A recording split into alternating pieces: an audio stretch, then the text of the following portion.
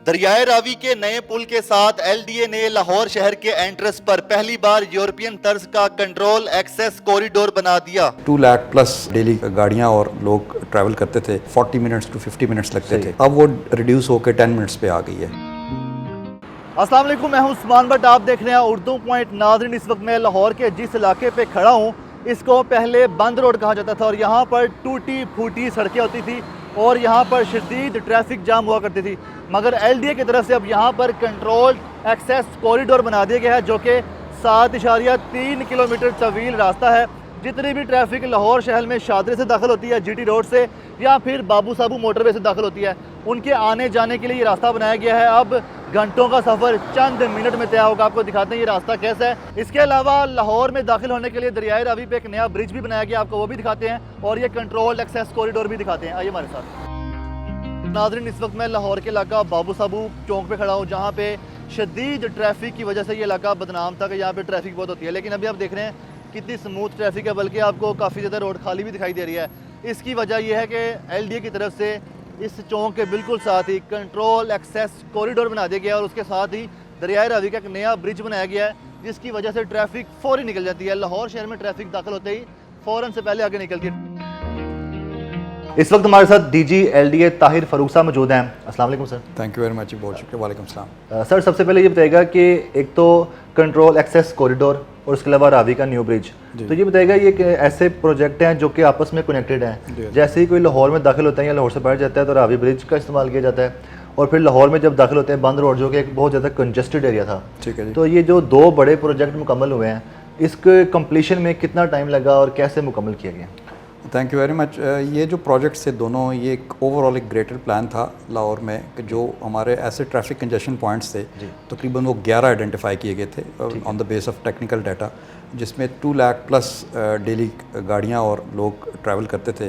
तो उनमें से ये 3 पॉइंट्स भी थे जो आपने बात की, रावी ब्रिज की, एक्सेस कंट्रोल कॉरिडोर की, और इसके पहले एक शाहदरा ओवरहेड ब्रिज था।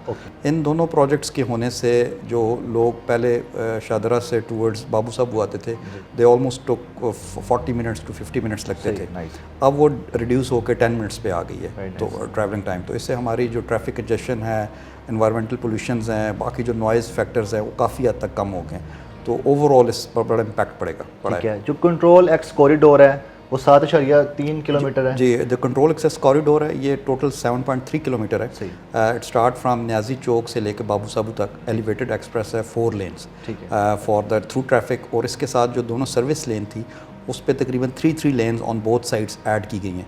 तो ऑलमोस्ट आप ये समझ सकते हैं कि ये 12 लेन्स का एक पूरा कॉरिडोर बना है, जिसमें इस चीज़ को ख्याल रखा गया कि जिन लोगों ने थ्रू जाना है वो ऊपर जो एलिवेटेड पोर्शन है उसको इस्तेमाल करें, और जो साइड वाली आबादीज़ हैं दोनों साइड्स पे, उनके लिए ये जो एक्सेस साथ वाली जो सर्विस रोड्स हैं उनके इम्प्रूव किया गया। एलडीए ने इसको एज ए चैलेंज समझ के एक्सेप्ट किया और तकरीबन 2-2.25 महीने में हमने इसको कंप्लीट कर लिया। कितनी गाड़ियाँ जो है रोज़ाना की हमारी जो इस पे इनिशियल अंडरस्टैंडिंग थी, तकरीबन 3 लाख गाड़ियाँ पर डे इस एरिया से गुजरेंगी। सही है। ये जो जगह है जहाँ पे ये कंट्रोल एक्सेस कॉरिडोर बना है, यहाँ पे मतलब कई सालों से देख, बल्कि समझ लें कि डिकेड से ज़्यादा तो देखते आ रहे हैं कि यहाँ पे बहुत ज़्यादा ट्रैफिक कंजक्शन, तो बड़े मसले थे यहाँ पे।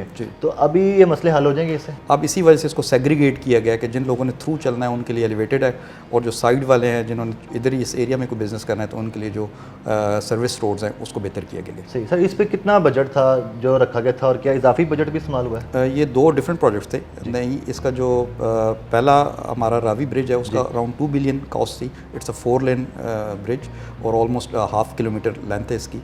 और जो दूसरा है कंट्रोल एक्सेस कॉरिडोर, ये 7.3 किलोमीटर का था और इसका बजट तकरीबन 10.8 बिलियन था। लाहौर शहर में जितने भी मतलब कि ब्रिजेस बनते हैं, जितने भी अंडरपासेस बनते हैं, इसलिए बनाए जाते हैं कि शायद ट्रैफिक का जब बहाव उसको कंट्रोल किया जाए, लेकिन जब वो बन जाते हैं तो ट्रैफिक एक्स्ट्रा हो जाती है, ओवरलोडिंग से ज़्यादा हो जाती है। तो यहाँ पर आपको क्या लग रहा है कि यहाँ भी फिर ऐसी नहीं? इस पर सीएम साहिबा ने जब इसको इनॉग्रेट किया है तो उनकी ये बड़ी एक वैलिड ऑब्जर्वेशंस थी कि इसके जो सर्विस रोड्स हैं उस पर उन्होंने स्पेशली ट्रैफिक वालों को ये बात की है कि इसके जो वन वे फ्लो है उसको आपने मेंटेन करना है। Traffic police is very much on toes to regulate traffic on this particular corridor. सही है सर। जो डोमेस्टिक यूज़र्स हैं जिनके घर हैं उसके हवाले से भी एलडीए का एक नया एक प्रोजेक्ट स्कीम आ रही है, वो भी ज़रा बता दें ज़रा।